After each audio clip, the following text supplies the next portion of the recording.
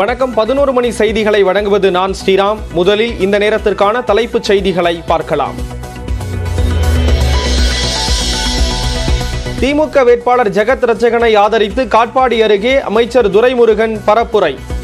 மத்தியில் 100 விழுக்காடு ஆட்சி மாற்றம் உறுதி என பேச்சு.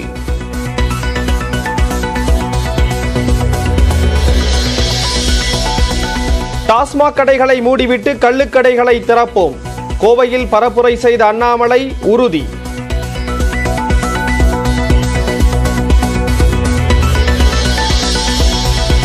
ராமநாதபுரத்தில் தனது பெயரில் 5 பேர் போட்டியிடுவதற்கு திமுக கூட்டணியும் அதிமுகவுமே காரணம் என ஓ பன்னீர்செல்வம் புகார். தமிழகம் முழுவதும் வாக்காளர் பட்டியலில் தனது பெயரில் உள்ளவர்களை தேடி பிடித்ததாக நியூஸ் 18 ஆசிரியர் கார்த்திகை செல்வனுடனான நேர்காணலில் குற்றச்சாட்டு. தமிழ்நாடு முழுவதும் வேட்பாளர் பட்டியல் வாக்காளர் பட்டியலை பார்த்து அதில் ஓ பன்னீர்செல்வம் என்ற பெயர் எங்கெல்லாம் இருக்கிறதோ அவர்களெல்லாம் இங்கே கொண்டு வந்து நிறுத்தி கிட்டத்தட்ட ஒரு 6 வேட்புமனுவை சுயேட்சையாக போடக்கூடிய சூழலிருந்து ஒரு குழப்பத்தை உண்டு பண்ண என்று அவருடைய எண்ணம்.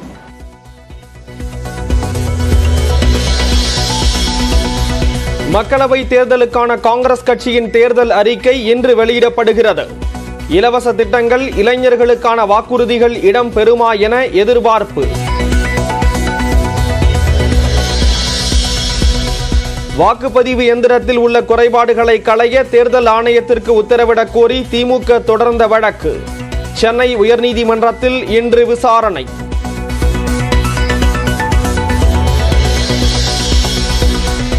மதுரை மத்திய சிறையில் விசாரணை கைதி உயிரிழப்பு. காவல்துறை தாக்கியதில் இறந்ததாக உறவினர்கள் புகார்.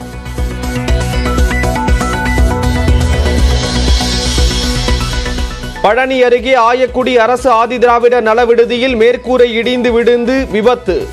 5 மாணவிகள் மற்றும் சமையல் செய்யும் பெண் ஊழியர் காயம்.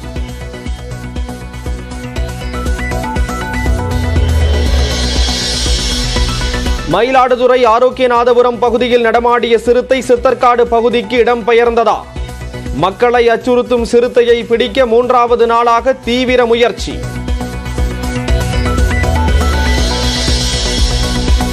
ரம்ஜானை ஒட்டி மதுரை அருகே திருமங்கலத்தில் 6 கோடி ரூபாய்க்கு ஆடுகள் விற்பனை. தேர்தல் பறக்கும் படை சோதனையால் அச்சத்துடன் பணத்தை எடுத்துச் செல்வதாக வியாபாரிகள் வேதனை.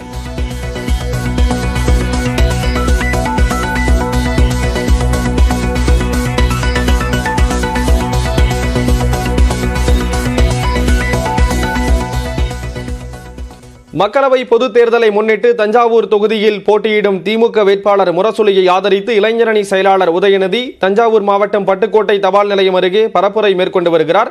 அந்த நேரலை காட்சிகள். முதலமைச்சராகி அந்த அம்மா காலே வாரி விட்டவர் தான் திரு பாதம் தாங்கி பழனிசாமி. அவர் அந்த அம்மா சசிகலா அம்மாக்கு மட்டும் துரோகம் பண்ணல, ஒட்டுமொத்த தமிழ்நாட்டு மக்களுக்கும் துரோகம் பண்ணியிருக்காரு. நம்மளுடைய 10 வருஷத்துல ஒன்றிய பாஜகவோடு கூட்டணி வச்சுக்கிட்டு தமிழ்நாட்டுடைய மாநில உரிமைகள் அத்தனையும் விட்டு கொடுத்துட்டாருமா. நீட் தேர்வு யார் கொண்டு வந்தா? எந்த ஆட்சியில வந்தது? அவங்க சொல்லுவாங்கம்மா, கேட்டுக்கோங்க, காங்கிரஸ் ஆட்சியில வந்ததுன்னு சொல்லுவாங்க.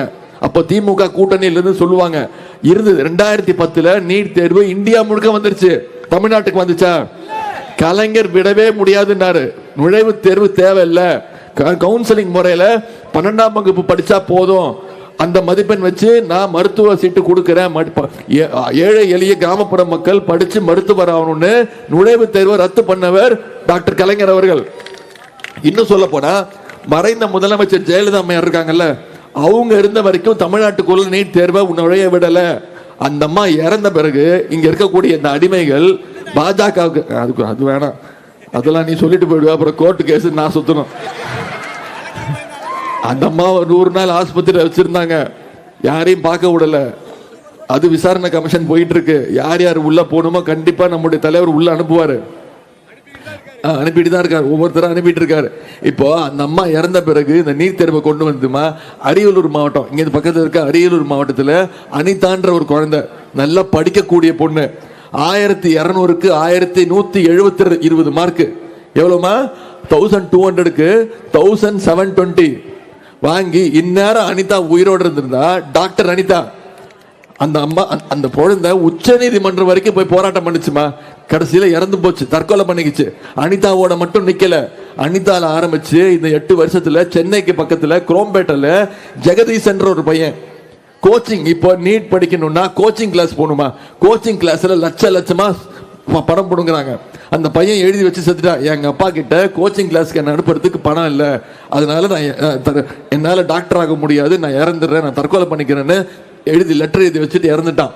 அடுத்த நாள் அவங்க அப்பா பேரு செல்வசேகர், அவரும் தற்கொலை பண்ணிக்கிட்டாரு.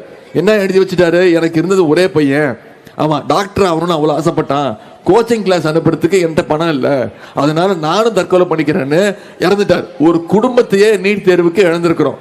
நம்ம தலைவர் இந்த தேர்தல் அறிக்கையில சொல்லியிருக்காரு, இந்தியா கூட்டணி ஜெயிச்சதுன்னா கண்டிப்பா தமிழ்நாட்டில இருந்து நான் நீட் தேர்வை விலக்கு கொடுப்பேன் அப்படின்னு சொல்லியிருக்கார். இதை செய்யணுமா வேணாமாமா? இது நிச்சயமா நடக்கணுமா வேணாமா? அதே மாதிரி சிஏஏ சட்டத்தை கொண்டு வந்தது யாரு? அதிமுகவுடைய ஆதரவோடு ஒன்றிய பாஜக அரசு கொண்டு வந்துச்சு. சிறுபான்மையினரையும் இலங்கை தமிழர்களையும் பாதிக்கக்கூடிய சிஏஏ சட்டத்தை கொண்டு வந்தது ஒன்றிய பாஜக. அப்ப முதல்ல எதிர்த்தது திமுக. இப்போ திருப்பி கொண்டு வராங்க அந்த சிஏஏ சட்டத்தை. நம்முடைய தலைவர் சொல்லிட்டார், நீங்க இந்தியால எந்த மாநிலத்துக்கு வேணா கொண்டு வாங்க, ஆனா தமிழ்நாட்டில் நான் சிஏஏ சட்டத்தை விட மாட்டேன், அனுமதிக்க மாட்டேன்னு தெம்பா ஒரு முதலமைச்சர் சொல்லியிருக்காருன்னா அது நம்முடைய முதலமைச்சர் அவர்கள் தான். அது மட்டும் இல்ல, தேர்தல் நேரத்தில் சொன்ன வாக்குறுதிகள் ஒவ்வொன்றத்தையும் நிறைவேற்றார். நாலு வாக்குறுதி மட்டும் நான் உங்களுக்கு ஞாபகப்படுத்துறேன். முதல் வாக்குறுதி, தேர்தல் நேரத்தில் 2021 என்ன நிலைமைன்னு உங்களுக்கு தெரியும், கொரோனா பெருந்தொற்று 2வது அலை ஞாபகம் இருக்கா? எல்லாரும் மோடி என்ன சொன்னார், ஒன்றிய பிரதமர் மோடி வந்து நம்மளை பார்த்தாரா, ஏதாவது இழப்பீடு கொடுத்தாரா? 6 மாசம் என்ன சொன்னாரு, 6 மாசம் எல்லாம் வீட்டுக்குள்ள கடங்க, யாரும் வீட்டை விட்டு வெளில வரக்கூடாது, ஒருத்தர் பார்த்துக்க கூட கூடாது, எல்லா கடையும் இழுத்து மூடுங்க, யாராவது தெருவுக்கு வந்தீங்கன்னா தடி அடி நடத்துவோம், கைது செய்வோம் சொன்னாரா இல்லையாமா? அதற்கு இழப்பீடு கொடுத்துருக்கணுமா வேணாமா? ஏதாவது கொடுத்தாரா? வந்து பார்க்கவும் இல்லை, இழப்பீடு கொடுக்கல.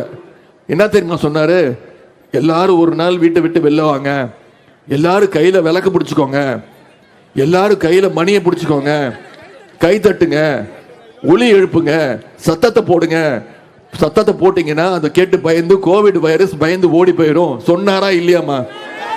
இப்ப உண்மையை சொல்லுங்க, எத்தனை பேர் பண்ணீங்க? பரவாயில்ல சொல்லுங்க, பயத்துல கூட பண்ணல. இதுதான் தமிழ்நாட்டு மக்களுடைய விழிப்புணர்வு.